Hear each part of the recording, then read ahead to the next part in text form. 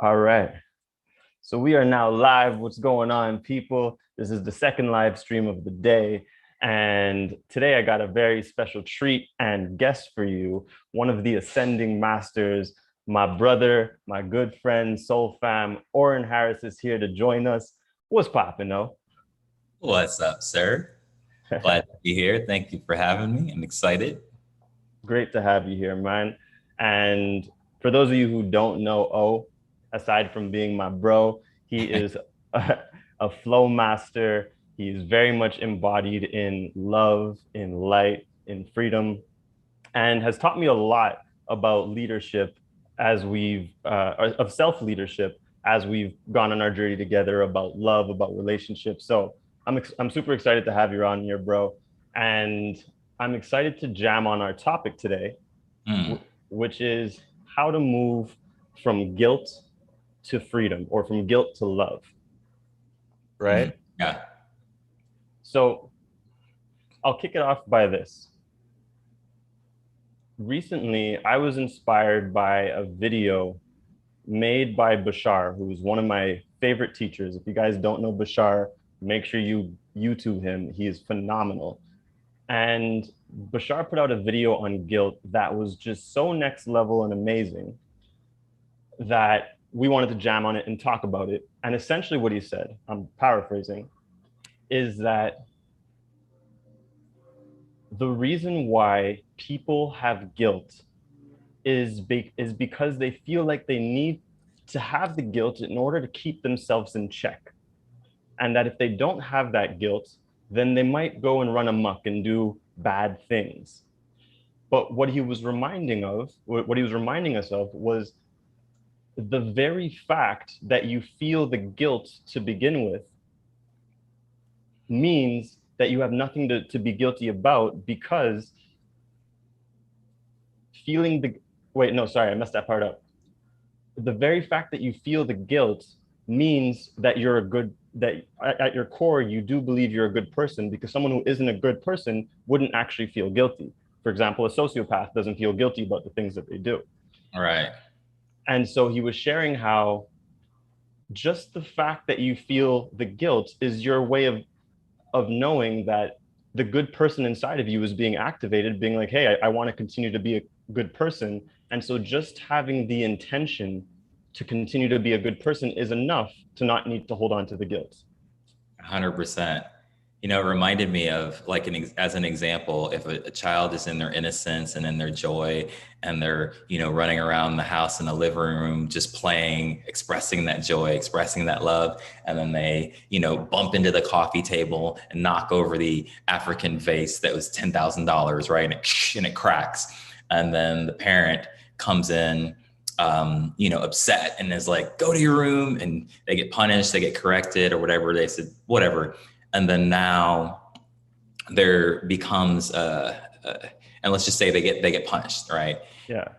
And this is how guilt carries on, even generationally, or just as a kind of habit, is that, if the child is not only has the behavior corrected, like that's functional, just being like, hey, be careful in the living room, right?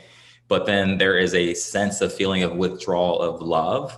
And this, if this is happening in the parent, and the parent essentially is saying, like, not only correct the behavior, but you know you're wrong, right? That's that same sensation of like, you need to hold on to this to know that this was wrong. And I think that may be one place that we get that type of conditioning, and then we impose that upon ourselves and be like, oh, I need to keep myself in check on this, so I'll hold on to the guilt. I need to know that I'm wrong so that I can be right. And then Right. that becomes, of course, a constraint on ourselves. Yes. And oops. So you know what I want to do, just to do it justice, because Bashar is one of those dudes that can't or shouldn't necessarily be paraphrased. I want to play the video of what Bashar said for Okay. everybody, and then we could jam on it. All right, cool. Cool. All right. So give me a second. I'm going to share my screen right here. You guys are going to love this video. So for those of you also who don't know, Bashar is it's a man named Daryl Anka, who the claim is that he channels an extraterrestrial named Bashar, and I entirely believe him. But what I like about him is that he doesn't care whether or not you believe he's an alien. He just cares, is his information useful? And so he's all about empowering you to walk the optimal path in life and to transform your limitations into freedom. So I highly recommend checking him out. And without further ado, here is the Bashar video on guilt. Share my screen. Share. Okay. Here we go. Okay. On your planet are afraid to move forward because they feel guilty about something within themselves. You follow me? And that guilt holds them back. And in a lot of cases, they feel that they need to be guilty to keep themselves in check. It's what you're saying. If I don't feel guilt, I might run amok. Follow me? Yes. But in fact, just the opposite is true. The fact that you are actually even capable of feeling guilt means you automatically know who you prefer to be and would never actually intentionally do anything harmful. Because if you actually believed that you were not a good person, you would never feel the guilt. You understand the paradox here? The fact that someone feels guilt means they have nothing to feel guilty about. That's the paradox. Someone who is, in your terms, sociopathic never feels guilt. So the fact that you might at first feel the guilt is your signal that you will always pay attention to what you're doing. You will always have a positive intention about your actions. And therefore, you don't need to feel guilty. You can simply rely on the idea that you have an intention to be a good person.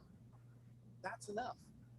You don't need the guilt to prompt you into being a good person, because the fact that you had the guilt means you're a good person, or you would never have felt guilty in the first place. So having guilt once is enough to tell you that you don't need to feel guilt anymore about being who you truly are.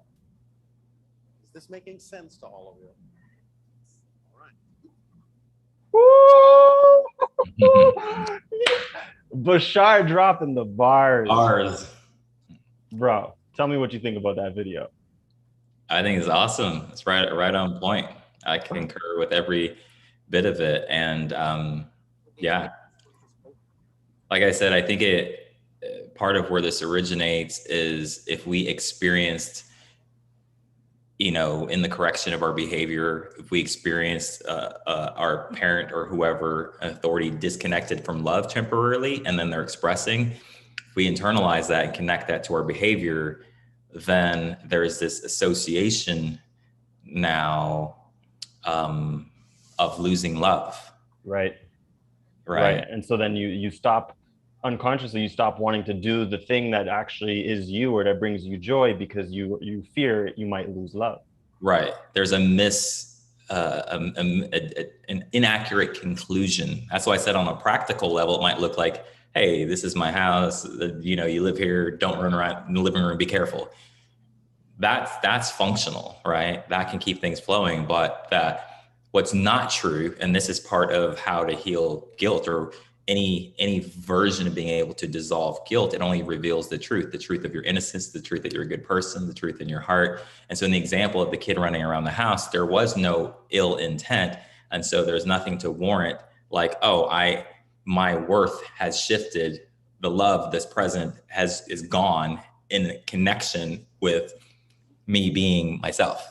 Right. Right. I think that's really what, where it happens. And one thing, this may be worthy of mentioning for the audience here, is that for a lot of people out there who don't know they're operating on guilt because they're in the guilt, what are some ways that you can even notice that? One, you don't feel completely free. Two, like my client said, if you start to feel a sense of resentment or like you're not fully being appreciated, if you're not being prioritized, if you're not receiving in proportion to your giving, then you're probably, guilt is operating somewhere. If you have a hard time saying no, that's another sign that you're operating in guilt. have a hard time saying no, boundaries. I think that just not fully receiving in all the ways that are important to you in terms of what would nurture and enhance your life on any level. If you feel like that's lacking or missing, in almost every case I've seen, if not every case, there was some sort of guilt present. Yes, yes, perfectly said. And this is why I've always said that guilt is just misplaced love. You know, like this is where, you know, as Bashar said it, the misplaced love is believing that you need to keep yourself in check, otherwise you're gonna run amok. You know, so you're like, this is my love, I'm gonna keep myself here. But it's misplaced and doesn't need to be there. You can go ahead and be you and trust that you're a good person, and trust that your intentions will lead you in the right direction.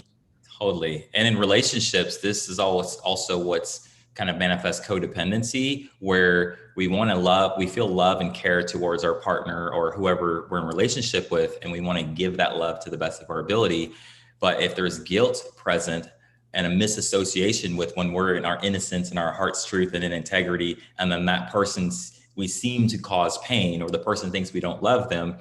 Again, if we then try to alter our behavior out of guilt, then not only is it not an expression of love and can't actually be received that way, but then it winds up taking a codependency flavor on, and we take responsibility for someone else's feelings as if we caused the disconnect of love in them by being ourselves. Let's extract on that one a little bit more, because you touched on something golden. I want to extract and expand upon the idea of, I forget the exact words you said, but you said something like changing the way you are in order to please another or to please a situation, thinking that that's being love. Right. It's a distortion of love. The intent inside of it might be you present to the love that's inside you, right? Yes. And so you're wanting to be collaborative, loving, kind, cooperative, compassion, but the actual action, when it gets filtered through guilt, then it's guilt now trying to give a distorted version of care and love, but it's not the actual transmission of the love that you're feeling, because it's trying to compensate. It's not only trying to give love, it's trying to say, I'm not a bad person. I'm worthy of love, right? And so it has a sub agenda that doesn't allow the love to actually flow. And so what would you say to someone who's like, yeah, but I'm afraid that if I don't change to comply with my lover, with my family, with my XYZ, then I'm going to hurt them, or they're going to be mad at me, or they won't like me, XYZ. Is that, yeah. This is deep, because you could say, like, I'm afraid that they won't love me, or afraid that they're going to think I don't love them, right? So there's a feeling of uncomfortability. The way my client expressed this was, he said, I would feel like a bad person if I, said no to this person, right? But what I pointed him to is, like, the bad feeling that you're feeling is the guilt. It's not like you might experientially be like, someone says something to you or withhold their love, and you go, oh, that's what feels bad. But I'm saying that it's actually the guilt, which is disconnecting you from the love inside you. That's why you actually feel bad. Right. It might seem like, oh, well, the catalyst is coming from outside, but you're feeling it inside. Because when you're in, and we all know this, if you happen to be in love, like, replay the scene, if you happen to be in love, that same expression or reaction could come to you and you won't feel the same way. Right. So it can't be the outside that's making you feel that. What you're feeling is the actual distortion of the guilt and cutting yourself off from love. That's where the pain actually is. Right. So this is where I would say step one would be to actually take a moment and to just receive the love of your intentions, whether or not it'll be accepted by the people or not.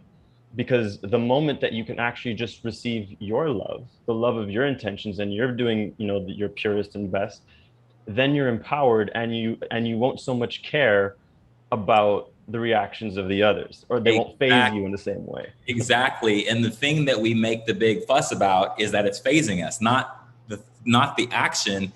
There's really not, like, discomfort, suffering, difficulty is not a thing. It's always a feeling.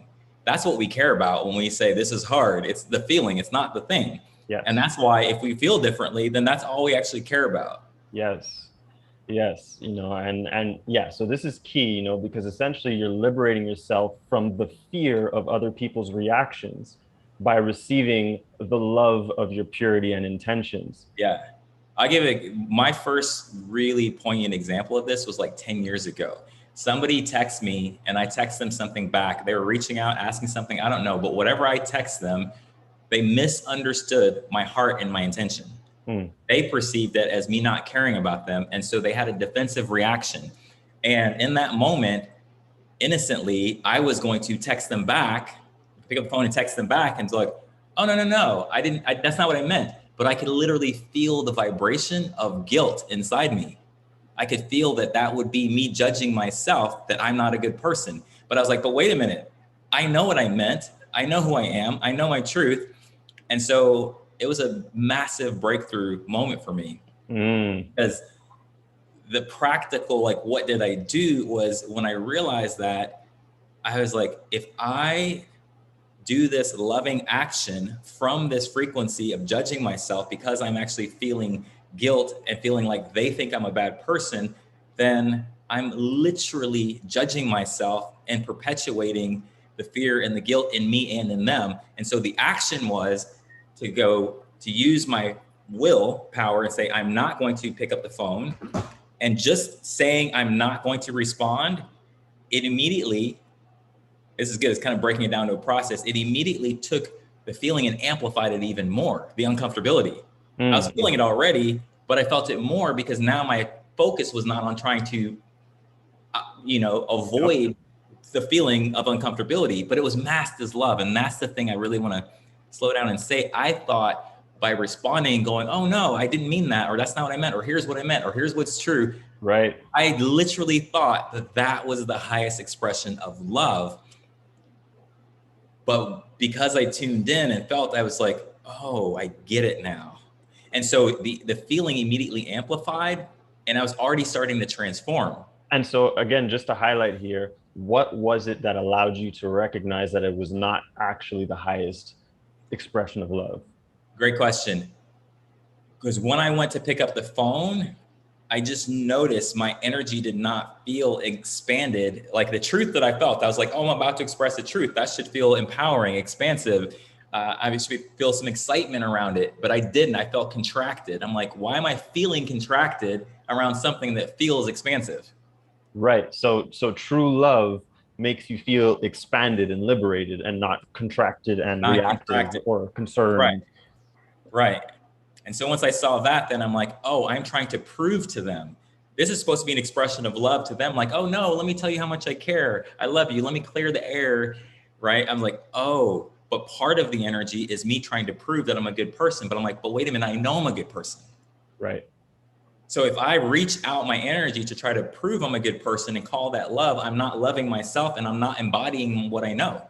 Right. So I'm not actually receiving the love that I'm trying to give. And so the next phase, once the energy got louder, even though it was uncomfortable, the transformation was already happening because now I was no longer in a resistant action and perpetuating the cycle of judgment and guilt. Right. So I was already, an alchemy already started happening, and I was just being with myself in the feeling and letting it feeling. And it immediately got less, and it got more intense and then immediately got less intense because I wasn't in the resistance, which wasn't allowing the love in. So love in a very strange, mystical way was actually coming into me just by being in the uncomfortability of the frequency of what I was feeling beneath the guilt that I couldn't Right. feel when I was in the guilt. So then it started to lessen and lessen. And then I started to feel like the frequencies of self-love, self-trust, self-respect. I started to feel strong in a weird way because I was like, this is uncomfortable. And and so then it was more of a revelation. And then I was like, this is what self-love is. Then I could actually see them even more clearly that they're just in pain. I'm like, oh, that's not them reacting to me saying you're a bad person. That's their fear. And so the compassion, because it filled me this way, I had more compassion that way. And it actually, I could feel it literally changing the field of the relationship before I ever even said a word. Right. And there's a good message in there as well about, what you said as far as when you took the aligned action, meaning when you chose not to respond and you chose to stay true to your love, things actually got more uncomfortable. Initially, yeah, Yeah, and exactly. that's a great message for people to hear, because it shines light on the fact that it's natural and normal for things to get more uncomfortable, because that uncomfortability is your uncomfortability with the truest expression of yourself, and it's still integrating, it's still embodying. Exactly. And what you're also feeling is that disconnection and the feel the frequency of the guilt and the judgment. Right, But being with it, if you don't get in your mind being like, this should feel good, is actually then what allows, because you're not resisting it, you're not controlling it, which means then now it's not controlling you, which would be like, hey, people pleasing, trying to be a good person. So there's literally like the alchemy of love is like a fire. It's just like burning through the judgment and the guilt.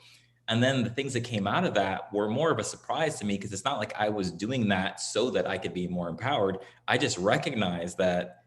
I was like, holy shit, no matter which way I try to package this, any version of me reaching out from this place is keeping me in the illusion of fear inside me and inside them. I could do that for 5 lifetimes.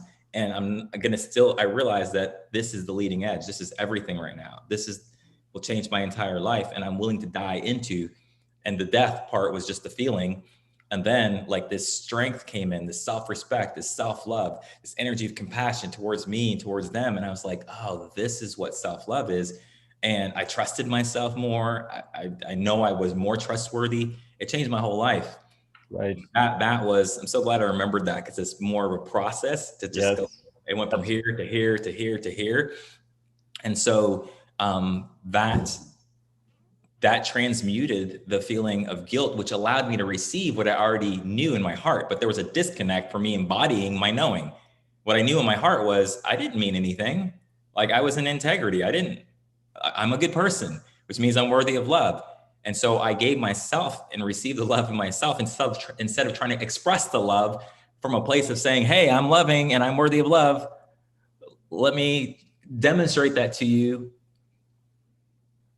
in a way that I'd never be able to actually feel it or receive it when it's right, coming from guilt, no right. matter how hard I tried.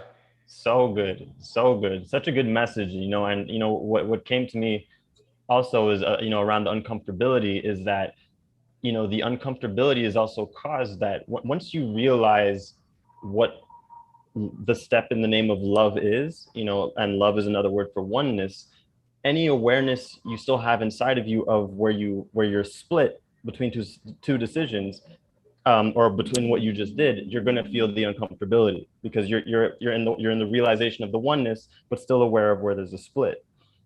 Totally. Beautiful, Totally. beautiful. Yeah. So, and I just think this is such great wisdom and insight, because so many people experience, be it in relationships or otherwise, feel guilt around their desires, be it their sexual desires or their personal desires or whatever the case may be.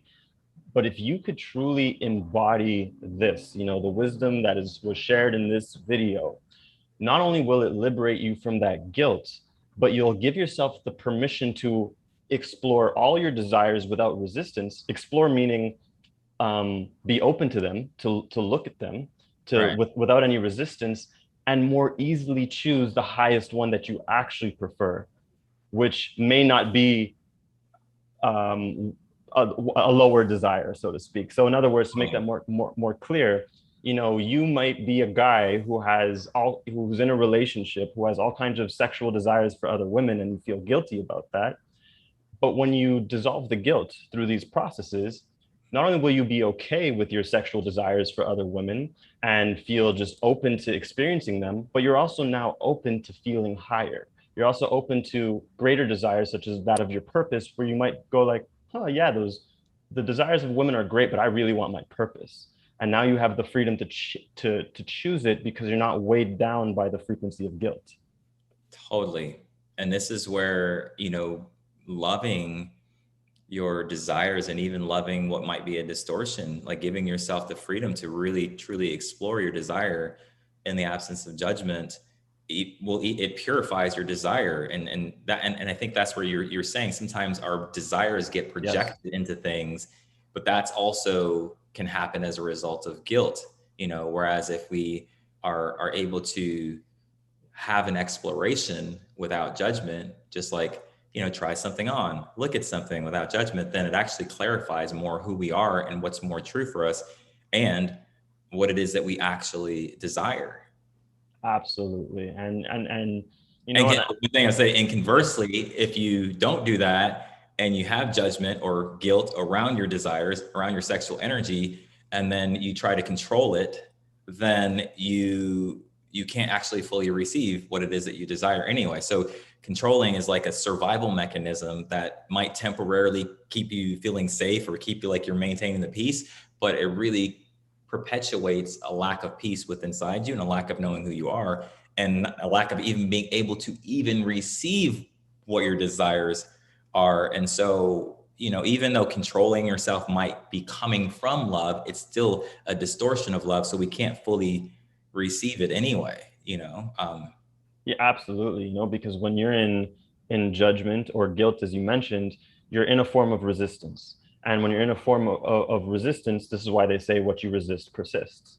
Right. So if you're in a state of resistance, which means you're operating from the lower chakras for you spiritual people, and you're, let's say, in resistance to your sexual desires, then of course they're going to persist. They're going to get stronger and stronger, and they're going to they feel uncontrollable. Then they feel uncontrollable, and you're like, this doesn't feel empowering.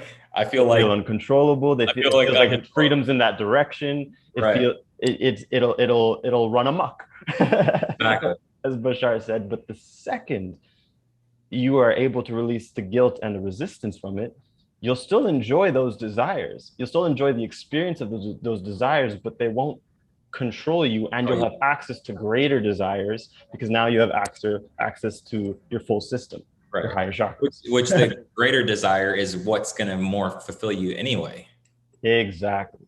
And I can say from experience that this is a game changer, and it works, and it's amazing. And, it feels so good to, I've shared my story openly with people about, my challenges with sexual energy and guilt and things of that nature. And I can honestly say it is so liberating to be in a space where, through dissolving the guilt, I feel so good with all my sexual desires. They're still all there. They're still all there. They all still have a sense of excitement to them even, but they're not as exciting as my purpose. And because I'm all about the highest excitement, that's where my energy goes. And naturally, from me going towards my purpose, I'm just turned on by life. And guess who gets the benefit of that is my lovely lady. Exactly. That's awesome, man. Yeah, the love and the guilt, puts you in integrity with your own heart, and also puts you therefore in greater integrity and alignment with spirit and being receptive, Yeah, beautiful, man. Yeah, integrity. I like that. Integrity with your heart, integrated. That's the embodiment. Especially if you know something, you know what's true, your intention, the purity of that. If you're acting in a way that's trying to defend that, then you're acting as if you don't know that, which means you're not able to receive it, your own knowing. And that's what keeps it from being embodied. But then how would you act if you really know that you're a good person? So would you be proving or defending? You might be communicating, but would you be acting from the energy of proving or defending yourself, which is a contradiction to actually knowing what's true in your heart? Right. Absolutely. Because if you know, then how would you act if you actually know that? If you actually know that is the truth, then how would you act? Yeah. Exactly. Such a core message. And again, the fear that might come up, and again, speaking from experience, is, yeah, but I know I'm a good person, but what if I do something wrong? Well, then that's contradictory to being a good person. Exactly. Or what if this person doesn't receive me or reacts? And it's like, that's still part of the same matrix. Like the reaction, if somebody's reacting to you in your heart and in your power, then it's not the being. You're not hurting if somebody's in a reaction, like you cause me pain, you don't love me, any version of a reaction, then what you're perceiving, if you're perceiving it from the guilt, then you're like, it only reinforces that you're a bad person. But if you're perceiving it from love, then you'll see that it's not them reacting, them, the being, it's the fear in them reacting. So it's illusory in nature. It's not, it's just matching the frequency of the guilt and the fear are just like matching. And so it's not, you're not actually, that's not a being that's reflecting back to you. Any being that's in their heart and in their own truth and their own is not going to be threatened or feel hurt by your truth and your innocence and the purity of your intent. Even if they completely disagree and you have different values, it doesn't matter. There's no harm, no threat, nothing. So so what you're experiencing when you see a negative reaction, and that's what you're calling the pain, is the negative reaction, is not actually coming from truth. It's not coming from how that being feels. It's coming from the field of fear and guilt itself. Yes. You know, so great messages over here. You know, we definitely jammed on a lot. If you tuned in late, you're definitely going to want to rewind and especially watch the Bashar video that I shared in the beginning that kicked this all off. Because in the beginning, we really show you how to liberate guilt before we expand upon it. And before we jump off, I was thinking maybe we could answer like 2-3 questions from people. Yeah, that'd be great. Cool. All right. So let's see what questions we got. Questions you got for myself, for O, for both of us. Make sure you type a capital Q with the 2 dots because it makes it easier for me to find your questions. Let's see. How do I know when I am people pleasing versus when I'm actually just being naturally kind? I would say the more that you devote yourself to love and are willing to be uncomfortable, the more obvious and clear that becomes of where you're coming from, right? It takes a lot of love to really be honest about where you're coming from and even to be able to sense where you're coming from with people pleasing. And to me, the more acceptance, maybe that's easier to hear, like love and acceptance that you bring into these uncomfortable areas, the more you trust yourself, the more discernment you have, or the greater discernment you have, and the more clear it will be when you're about to act or you're in the action going to see that, oh, that's coming, that's people pleasing. I'm actually in fear right now. I'm defending myself. I'm trying to prove myself. Oh, I'm people pleasing. Right. And I would complement that with saying that people pleasing feels heavy. It doesn't feel light. And on some level, it will feel like you're doing something at the expense of yourself. And so people pleasing has a heavier kind of sensation, and it feels like you're doing something at the expense of yourself, where true kindness feels expansive and it feels amazing. So you can know the difference just by paying attention to the sensations and the vibrations you're feeling in your body. Yeah. You'll have less energy. It's not regenerative. Your energy can drain. You may feel pressure if you're people pleasing. Yep. Feel a sensation of anxiety or overwhelm. I'm just looking at the questions. I was listening. Let's see over here. We're going to take about 2 more questions and then we're going to jump off.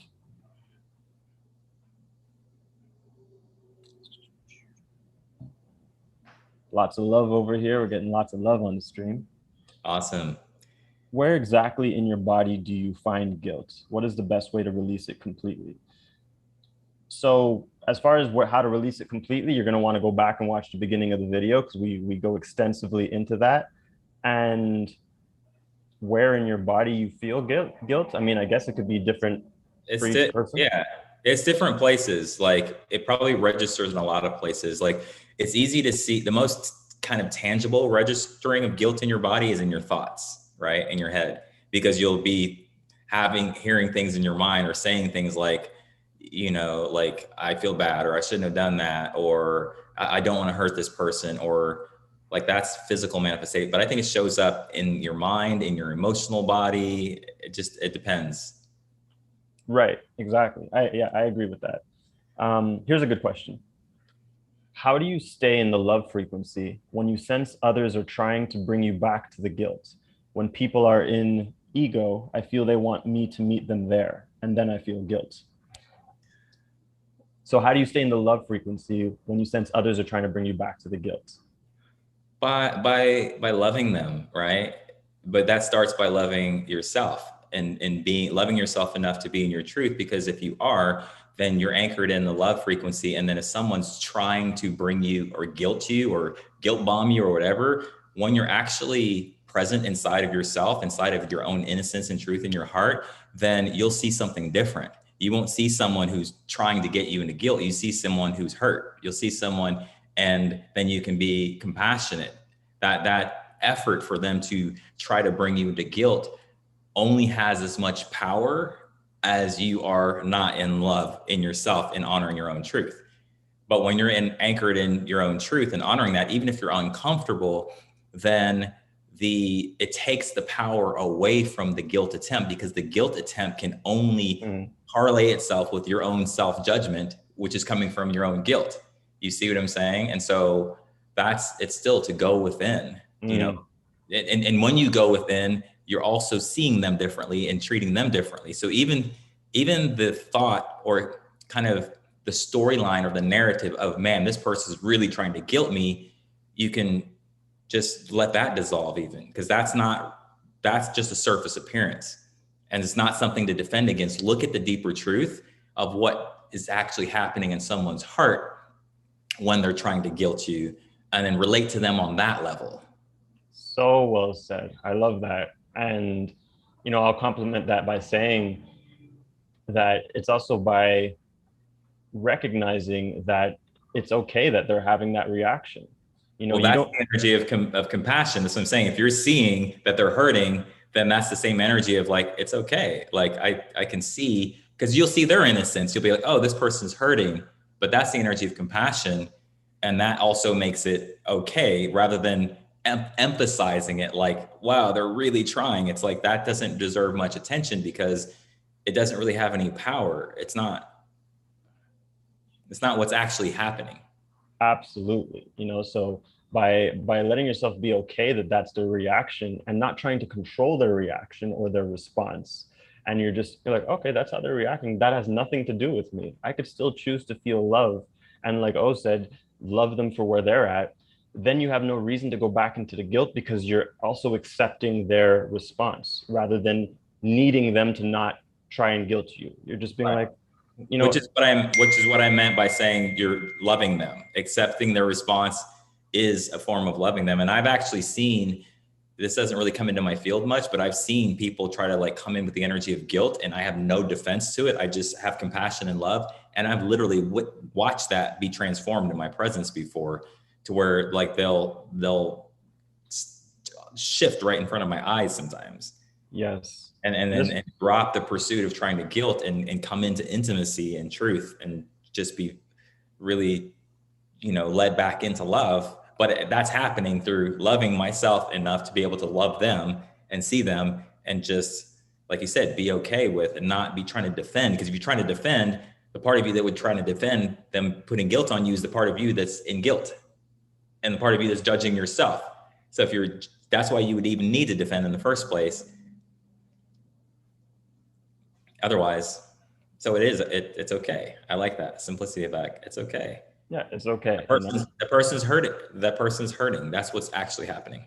That's it. You know, and you know, and so like we said, you know, it's also letting go of needing to control their response or reaction, because that's not love either. You know, every flower blossoms at its own speed. Every caterpillar, butterflies at its own timing. Right. So it's just love. It's like that's where you're at. It's cool. And this is where I'm at. And that's it. All right, let's see. We got one more question over here that we'll take, and it is, how do I keep being myself when socializing with people I don't know that well yet? I feel unsafe around new people and begin to please. Not sure if this has anything to do with guilt, though.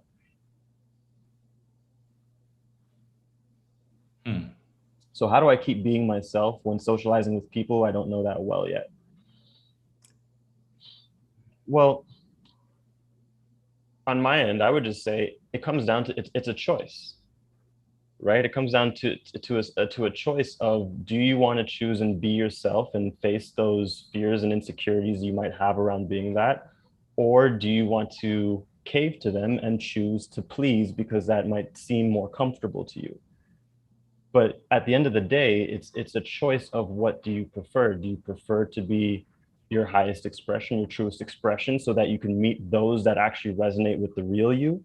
Or do you want to befriend and socialize with people and connect with people who fit with someone who you're not, so that you have to continuously play a role or a character that is just going to suffocate you over time? Choice is yours. The only thing I would add to that is vulnerability. The willingness to be vulnerable can help you clarify that in the first place. Because sometimes you might feel a social pressure because you're with people that aren't actually in alignment, but to even learn and what alignment is and be in that attraction field and love yourself enough to choose to be with people who you are in alignment with might require a vulnerability and an honesty with yourself to even clarify what that is, because you might be with people who you are in alignment with and not feel that, but you're being invited to be vulnerable when you're feeling that social pressure. The social pressure is an invitation into vulnerability and expressing a deeper truth. So there's no real way around that part of the process if you have a resistance there. Whether you're with people that you know are like dope and people, your people or other people, that's going to come up at some point if you're feeling a pressure and a resistance around being yourself. Yes, so key. Vulnerability is absolutely key in that moment. And yeah, like you said, that vulnerability will sink you into your truth. What I do notice also is a lot of people simply, not that they don't know, or maybe they don't know, but a lot of people aren't aware sometimes that it's okay to say certain simple things. So for example, what I mean is, like, let's say you're in a social setting and everyone is talking about politics and you know absolutely nothing about politics. Right. And but everyone's just talking about it like you should know what's going on, and then they turn to you and they're just like, yeah, right, crazy. You could either in that moment be like, yeah, crazy shit, or it's perfectly okay to be vulnerable and say, to be honest, I don't know anything about politics, and then just laugh. And then you shine a different light into the equation, and then you also create the space for anyone else who's there who's on the same page as you, be like, yeah, I'm actually not that deep into politics either. So there's certain language, actual communication skills that can help those situations, such as literally saying, like, I don't know, or that doesn't feel good. A lot of people are afraid to say these things, are afraid to say what their innocence has to say. And And that, that's the actual source of the anxiety, not the situation. And I think that's yes, important to note, yes, is that if we're feeling a sense of pressure or anxiety in a situation like that, we are knowingly or unknowingly absorbing some idea or definition, like I should be this, or I should know, or I shouldn't be this. And that's actually what creates the feeling of anxiety and pressure. And so then if you just speak your truth in the moment, even if it requires you being vulnerable, you'll feel an immediate release of that pressure. The pressure holds the assumption that some assumption that you can't be yourself or that you need to be something else. And that's when you lean into that, that's really where the liberation is. And then that also harmonizes your environment better to where, like, whatever the highest expression that can happen now is able to happen, because now you're showing up just as embodied in your truth as everyone else is with their own opinion. absolutely, absolutely. So be willing to speak from your vulnerability, from your innocence, and that'll pave the way. And I'm reminded of a story I want to share. There's actually something you helped me with back in the day, where and this has everything to do with communication skills and just our verbiage. Where I remember a couple of years back, I was in a situation where um, someone said something to me that I didn't like, and I really didn't like how they said it. And my response, my most empowered response that I could find without shrinking myself, was "fuck off." Mm-hmm.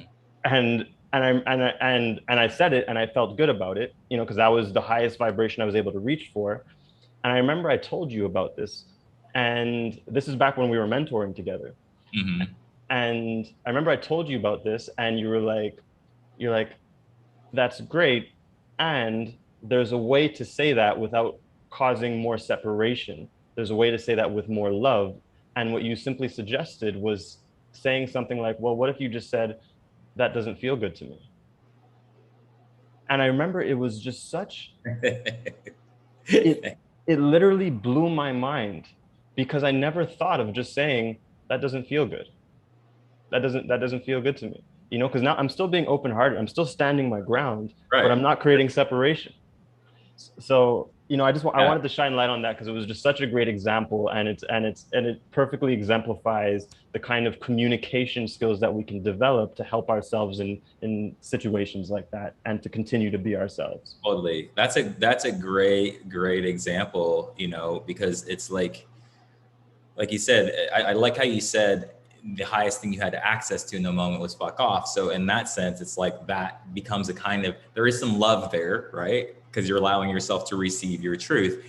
And there's also protection there, which is where the separation is. So the idea is to not get stuck in that expression of fuck off, and to really also move yourself deeper into a space of feeling safe. Because if you felt safe within your own heart, then now you're not in protection. And so then you can speak your truth, and you can even defend yourself, but not from a protection. So protection often manifests as an extra energy, right? There's more sauce there. You're not opening the opportunity for connection. It's like you've closed the door.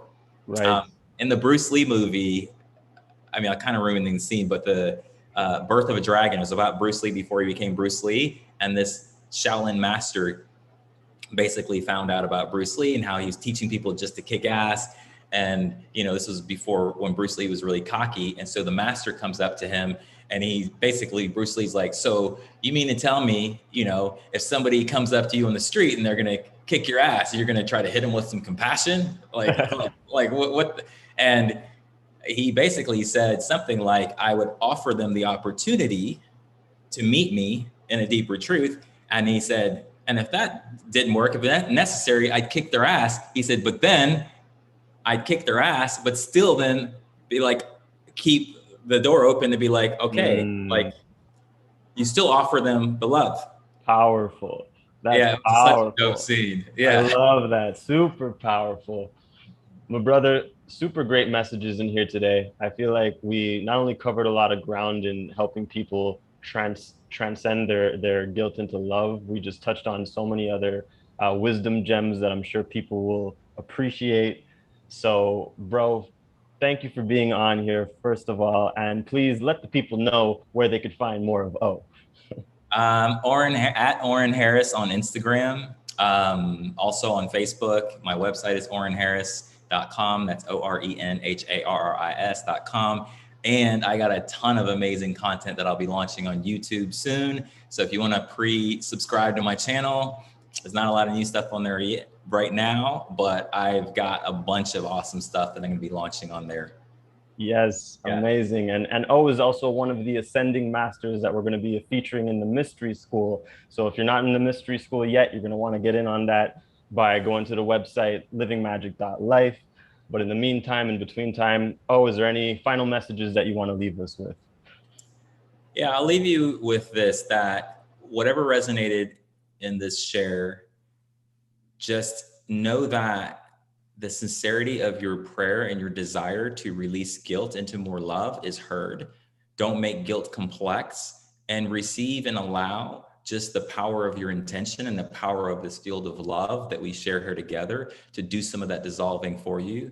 Don't get lost in the complexity of guilt. Recognize the simplicity that you just essentially amplified your desire, and also just the simplicity of even withdrawing your investment in guilt behavior is already a huge step, right? So don't get lost in the, okay, I get it, but how, right? And let yourself receive, what's available here to receive, because love's always calling you into it. It's not so much what we need to do as the release of our investment in the people pleasing or the defenses and all that. Just that alone is a huge step.